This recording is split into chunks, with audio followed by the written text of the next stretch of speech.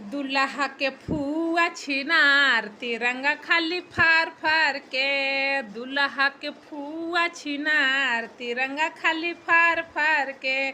तिरंगा खाली फार के बाजार जली झार के। तिरंगा खाली फार के बाजार जली झार के। दुल्हा भोजैया छिनार तिरंगा खाली फार फार के। दुल्हा भोजैया छिनार तिरंगा खाली फार फार के। तिरंगा खाली फार के बाजार जली झार के। तिरंगा खाली फार के बाजार जली झार के। दुल्हा भोजैया छिनार तिरंगा खाली फार फार के।